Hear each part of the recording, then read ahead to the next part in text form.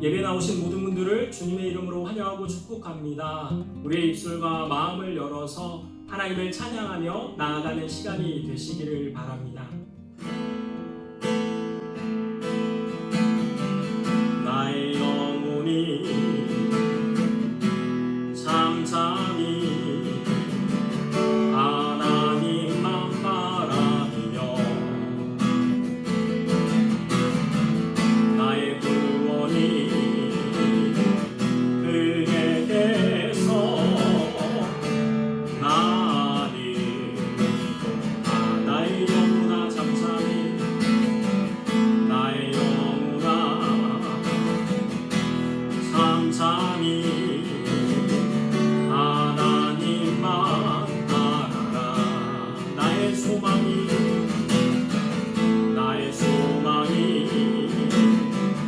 저에게서 나는 또다 오직 주만이 나의 반석 나의 근원이시니 주만이 나의 산성 내가 요동치 아니하니 오직 주만이 나의 반석 나의 구원이시니 주만이 나의 산성 내가 요동치 아니하니 나의 영혼이 간절히 여호와를 갈망하며 나의 입술이 여호와를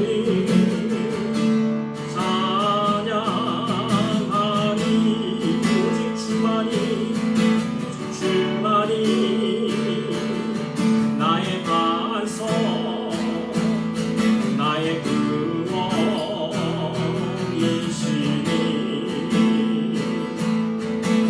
주만이 나의 산성 내가 요동치 아니하리 오직 주만이 나의 반석 나의 근원이시니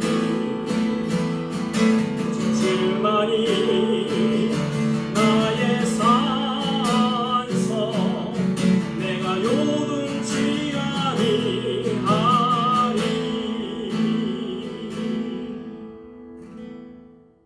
이 시간 살아계신 주님을 찬양하며 나아가겠습니다.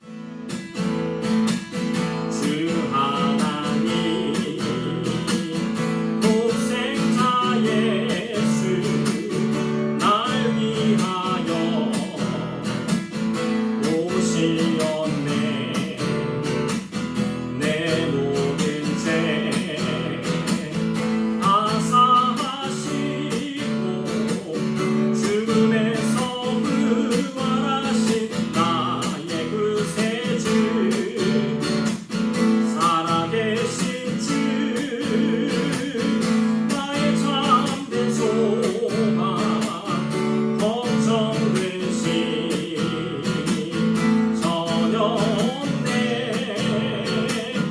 사랑의 주내 밝힘도 하니 내 모든 삶의 기쁨을 충만하네. 주 안에서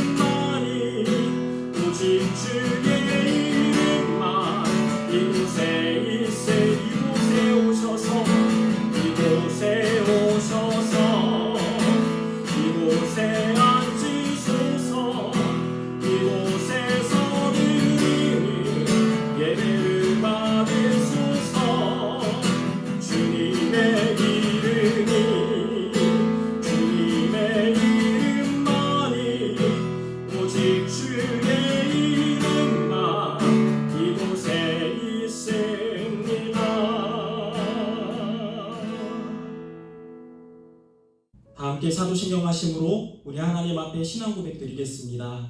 전능하사 천지를 만드신 하나님 아버지를 내가 믿사오며 그 외아들 우리 주 예수 그리스도를 믿사오니 이는 성령으로 잉태하사 동정녀 마리아에게 나시고 본디오 빌라도에게 고난을 받으사 십자가에 못 박혀 죽으시고 장사한 지 사흘 만에 죽은 자 가운데서 다시 살아나시며 하늘에 오르사 전능하신 하나님 우편에 앉아 계시다가 저리로서 산자와 죽은 자를 심판하러 오시리라.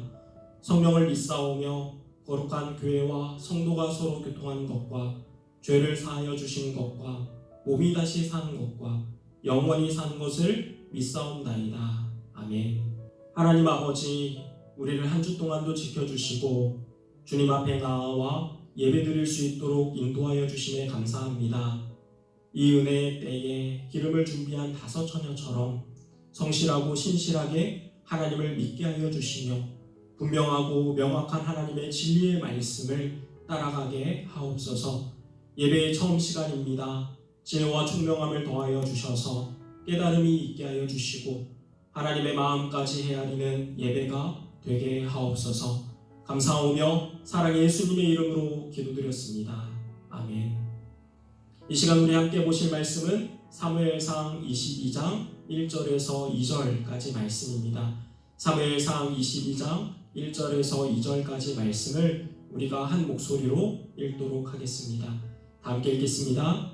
그러므로 다윗이 그곳을 떠나 아둘람 굴로 도망하매 그의 형제와 아버지의 온 집이 듣고 그리로 내려가서 그에게 이르렀고 환난당한 모든 자와 빚진 모든 자와 마음이 원통한 자가 다 그에게로 모였고 그는 그들의 우두머리가 되었는데 그와 함께한 자가 400명 가량이었더라. 아멘.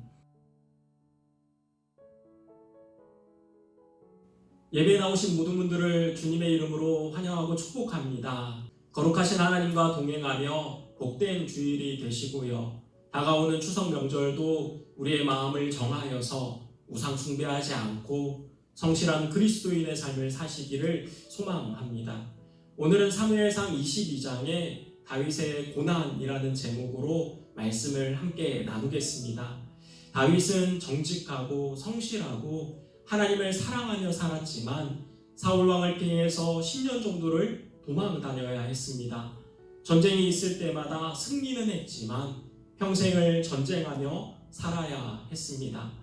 오죽했으면 아들을 낳았을 때 솔로몬, 히브리어로는 샬롬, 평안이라는 이름을 지었죠. 이제는 전쟁 좀 그만하고 싶다, 평안하고 싶다, 샬롬. 성경에서 다윗의 고민들을 자세히는 알 수 없지만 다윗의 이런 표현들을 통해서 그 감정들을 조금이나마 느낄 수 있습니다. 다윗은 전쟁이 길어지고 더 나아가 하나님 앞에서 죄를 지은 자신의 모습을 보면서 하나님께서 나를 버리지는 않으셨을까? 나를 떠나지는 않으셨을까? 솔로몬이라는 아이도 데려가진 않으실까? 이런저런 불안함이 있었을 것입니다. 그때 하나님께서 나단 선지자를 통해서 말씀하세요. 솔로몬의 이름을 여디디아라 하라. 그 뜻은 여호와께서 사랑하신다라는 뜻입니다. 솔로몬을 사랑하시고 더 나아가서 다윗도 사랑하신다라는 말씀인 것이죠. 다윗이 평생에 이후에도 고난은 끊임없이 찾아왔습니다. 그러나 여디디야, 여호와께서 사랑하신다, 이 한마디가 그의 삶을 끝까지 붙들어 주었습니다. 사랑하는 창성교회 성도님들, 그리고 이 영상을 보시는 모든 분들에게 이 하나님의 음성이 들리시기를 소망합니다. 하나님께서 저와 여러분을 사랑하십니다. 피할 수 없고 겪어야 하는 고난과 어려움들이 찾아왔을 때 이 말씀을 기억하시며 끝까지 승리하시는 분들이 되시기를 주님의 이름으로 축원합니다. 다윗은 사울왕을 피해서 블레셋 가드왕 아기스를 찾아갑니다. 아마도 무명의 시골 출신인 자기를 못 알아볼 것이라고 생각했던 것 같은데 블레셋에서는 다윗을 이미 이스라엘의 왕으로 알고 있었던 것이죠. 그래서 수염에 침을 흘리며 미친 척에서는 겨우 그 위기를 모면합니다. 1절 말씀을 보면은 그러므로 다윗이 그곳을 떠나 아둘람굴로 도망하매 그의 형제와 아버지의 온 집이 듣고 그리로 내려가서 그에게 이르렀고 이번에는 아굴람굴로 장소를 옮겼는데 한때 다윗의 휘하에 있던 장수와 다윗의 형제들이며 전부 다 짐을 싸서는 다윗에게 온 거예요. 정치라는 곳이 줄 한 번 잘못 서면 추풍 낙엽처럼 떨어지는 곳인데 다윗의 편에 있던 사람들이 그 꼴이 난 것이죠. 그래서 그 모인 사람들을 보니까 2절 말씀에 보면 환난당한 모든 자와 빚진 모든 자와 마음이 원통한 모든 자가 다 그에게로 모였고 그는 그들의 우두머리가 되었는데 그와 함께한 자가 400명 가량이었더라. 힘 있는 자, 능력 있는 자, 재벌 2세 이런 사람들은 한 명도 없고요. 환난당한 자, 빚진 자, 원통한 자, 부도난 자, 신용불량자, 교회에 대해서 상처받은 자, 목사 때문에 실망한 자, 기독교인들 때문에 교회를 안 다니는 자 이런 사람들만 잔뜩 몰려왔다는 거예요. 그 숫자가 400명입니다. 좀 더 정확하게 말씀드리면 여자와 아이들 그리고 노인까지 합치면 약 1000명 이상인 것입니다. 그야말로 야당 지도자가 된 것인데 그렇다고 정치 자금이 들어오는 것도 아니고요. 나라는커녕 건물 하나 제대로 서 있는 것도 아니고 고생길만 환하게 열려 있습니다. 저는 이 말씀에서 이런 것이 교회가 아닐까라고 생각해 봤습니다. 병원에는 아픈 사람들이 와서 치료를 받아야 합니다. 교회도 마음이 상한 자, 심령이 가난한 자, 애통하는 자 이런 분들이 찾아와서 치료를 받는 곳이 아닐까요? 세상에서 너무 구하여 나는 부족한 것이 없다라고 하는 사람들은 하나님을 찾지 않습니다. 그러나 부족하고 가난하고 애통하며 마음의 고민들이 많은 사람들은 하나님을 찾는다라는 것이죠. 교회가 이런 분들과 함께 가야 하지 않을까요? 교회는 자기 마음대로 좌지우지하려 하는 여당이 되기보다 어디서 후원금이 들어오는 것도 아니고 제대로 된 건물이 세워져 있는 것도 아니지만 소외되고 지쳐있는 분들과 함께 가야 하는 야당이 되어야 합니다. 화려하고 큰 건물로서 교회가 아니라 이름도 없이 빛도 없이 섬기는 사랑의 공동체가 되어야 합니다. 이 마지막 시대를 살고 있는 우리가 하나님께서 원하시는 교회를 꿈꾸며 아름답게 세워지는 공동체가 되기를 소망합니다. 3절 말씀입니다.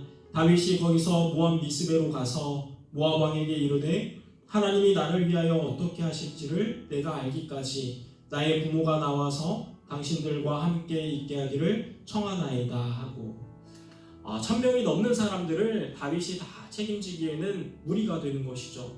그래서 모압 왕에게 망명 신청을 지금 하고 있는 것입니다. 그런데 5절 말씀에 선지자 갓이 다윗에게 이르되 너는 이 요새에 있지 말고 떠나 유다 땅으로 들어가라. 다윗이 떠나 헤레스풀에 이르니라. 모압 미스베에 머물면서 도움을 받아서 정착하려 했는데 갓이라는 선지자가 와서는 하나님의 말씀을 전합니다. 이곳을 떠나라. 다윗이 다른 말 하지 않고 모압을 떠나서 헤레스풀까지 갑니다. 그런데 첩첩산중인 거예요. 사울이 어디서 정보를 얻었는지 다윗이 유다로 들어온다라는 얘기를 듣고는요. 6절 말씀에 보면 사울이 다윗과 그와 함께 있는 사람들이 나타났다 함을 들으니라. 그때 사울이 기부와 높은 곳에서 손에 단창을 들고 에셀나무 아래에 앉았고 모든 신하들은 그의 곁에 섰더니 왕이 제일 순위로 해야 할 일이 무엇이 있을까요? 제 생각에는 나라의 안정이 아닐까요? 가난하고 소외된 사람들은 보호를 받을 수 있도록 복지를 챙기고 사업하는 사람들은 더 재능을 발휘할 수 있도록 기회를 넓혀주고 억울한 사람이 나오지 않도록 법을 만들고 모두가 안정을 느낄 수 있도록 서비스하는 것이 왕의 일이 아닐까요? 그런데 사울은 제일 순위가 다윗을 죽이는 일인 거예요. 이런 사람이 왕으로 있는 동안은 나라가 절대로 평안할 수 없습니다.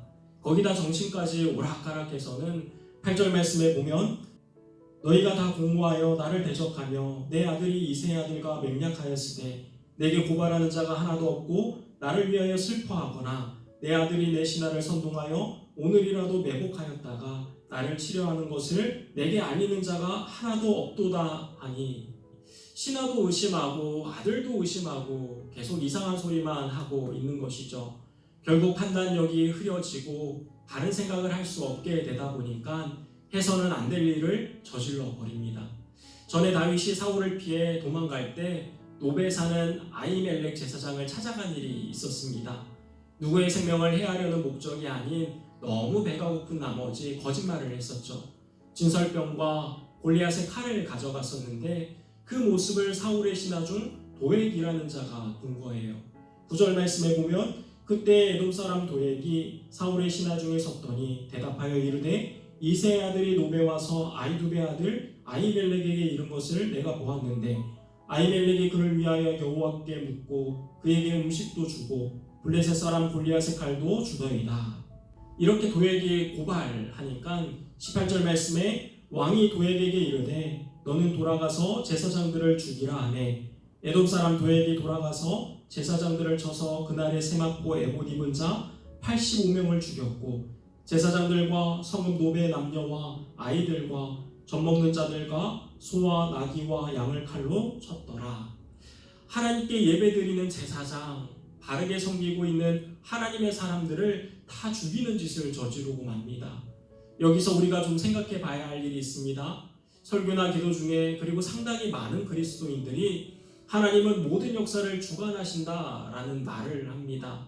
멋있는 말 같고 맞는 말 같이 보이는데 그러면 아히멜렉이 죽은 것도 하나님께서 주관하신 것이고 하나님을 믿는 사람들이 교통사고 당하는 것도 하나님이 주관하신 것이고 히틀러나 공산주의자들이 유대인과 수백만의 기독교인들을 죽인 것도 하나님이 주관하신 것인가요? 주관은 하나님이 하시고 책임은 인간이 진다라는 말이 맞는 말인가요? 하나님은 역사를 주관하시는 분이시다. 생사화복을 주관하는 분이시다. 말은 좋아 보이지만 맞는 말이 아닙니다. 성경에서는 주관하다라는 말이 몇 번 안 나오고요. 그리고 한 번도 하나님께서 이 세상을 다 주관하신다라고 적혀있지 않습니다. 오히려 에베소서 6장 12절 말씀에 보면은 우리의 씨름은 혈과 육을 상대하는 것이 아니요 통치자들과 권세들과 이 어둠의 세상 주관자들과 하늘에 있는 악의 영들을 상대함이라.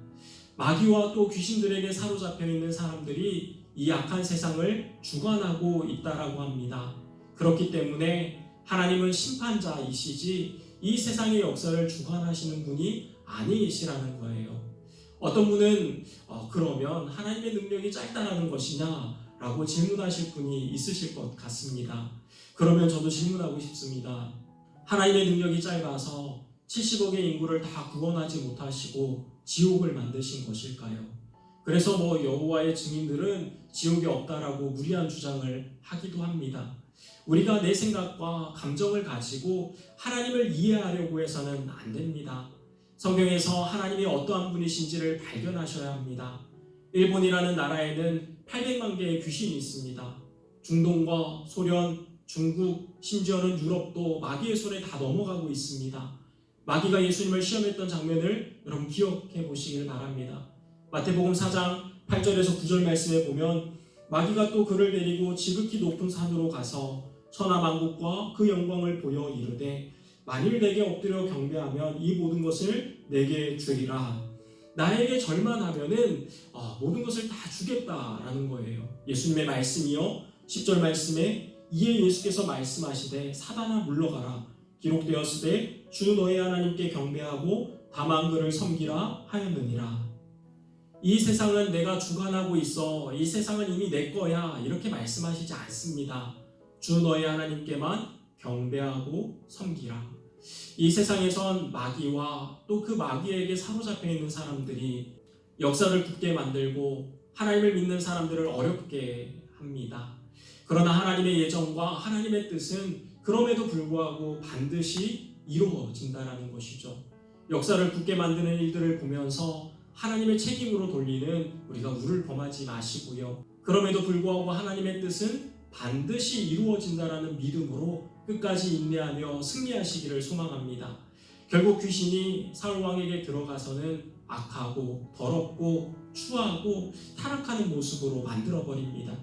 20절 말씀에 아히두베 아들 아히멜렉의 아들 중 하나가 피하였으니 그의 이름은 아비아달이라.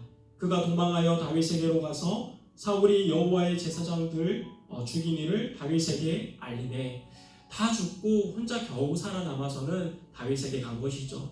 23절 말씀에 두려워하지 말라. 내게 있으라.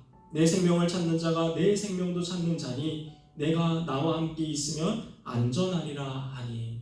그렇게 해서 생명을 보호받고 나중에는 아비아달이 다윗 시대의 제사장이 됩니다. 그런데 이 사람이 나중에 가서는 변절하고 말아요.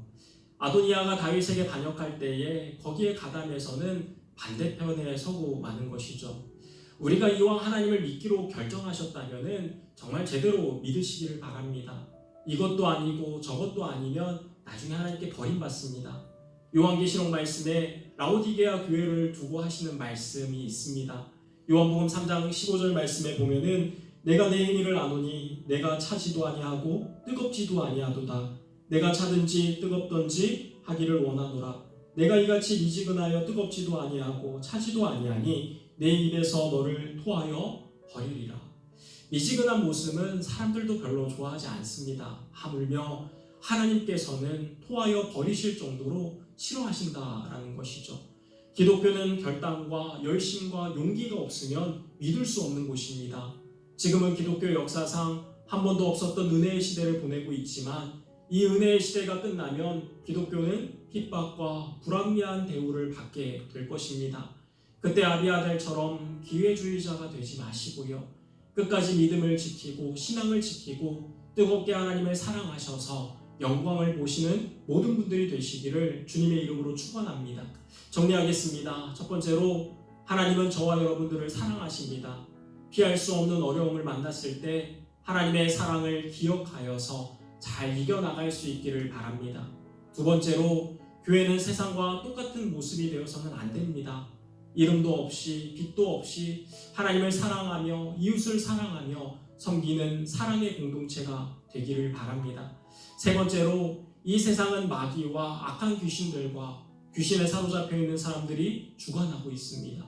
역사를 굳게 만들고 어렵게 만들 때 실족하지 마시고요. 그럼에도 불구하고 하나님의 뜻은 반드시 이루어진다는 믿음으로 승리하시기를 바랍니다. 네 번째로 하나님을 이왕 믿기로 결정하셨다면 뜨거워지십시오. 말씀도 기도도 섬김도 봉사도 열심히 하십시오. 그래서 우리 모두가 하나님의 영광을 볼 수 있기를 축원합니다. 다 함께 기도하겠습니다. 하나님 아버지, 이 마지막 때에 은혜의 때가 다 지나가기 전에 잘 준비할 수 있도록 인도하여 주시옵소서. 모래 위에 지어진 집이 아니라 반석 되시는 예수님 위에 지어져 있는 믿음의 사람들이 되게 하여 주시옵소서. 그래서 주님이 오셨을 때에 잘하였도다 착하고 충성된 종아, 칭찬과 상급과 주님의 영광을 보게 하옵소서. 감사하며 사랑 예수님의 이름으로 기도드렸습니다. 아멘. 이 시간 우리 다 함께 찬양드리며 우리의 준비한 마음과 예물을 하나님 앞에 올려드리겠습니다. 온 마음 다해 사랑합니다. 온 마음 다해 주 알기 원하네. 내 모든 삶 당신 것이니 주만 섬기리. 온 마음 다해 온 마음 다해 온 마음 다해 사랑합니다. 온 마음 다해 주 알기 원하네. 내 모든 삶 당신 것이니 주만 섬기리. 온 마음 다해. 하나님 아버지, 우리의 마음과 예물을 올려드립니다. 사심 없는 마음으로 주님을 사랑하는 마음으로 우리의 삶을 드리게 하시고 그 삶을 흠량하여 주시옵소서. 일용할 양식으로 우리의 가정에 공급하여 주시며 때에 따라 필요와 우리의 기도에 응답하여 주시옵소서. 악은 모양이라도 버리게 하시고 세상과 타협하기보다 하나님께 기도하며 믿음으로 이 땅에서의 여정을 잘 걸어가게 하옵소서. 4세대 친구들에게 지혜와 총명함을 더하여 주시고 학교에서, 가정에서, 사회에서 영향력 있는 사람이 되게 하여 주시옵소서. 아픔 가운데 있는 성도들을 기억하여 주시고 그 믿음의 고백대로 고쳐 주시옵소서. 코로나로부터 우리를 지켜주시며 이 시기를 잘 인내하며 지나가게 하옵소서. 이제는 우리 구주 예수 그리스도의 은혜와 하나님의 사랑과 성령님의 교제하심이 하나님을 사랑하며 하나님께 열심으로 그 삶을 올려드리기로 결단하는 모든 성도들 가운데, 가정과 자녀와 하고 있는 일들 가운데, 이름도 없이 빛도 없이 섬기고 있는 선교사님들과 사역자들 가운데 이제로부터 영원토록 함께 있을지어다. 아멘. 예배를 모두 마쳤습니다. 오늘도 주님과 함께 동행하며 복된 주일이 되시기를 주님의 이름으로 축원드립니다.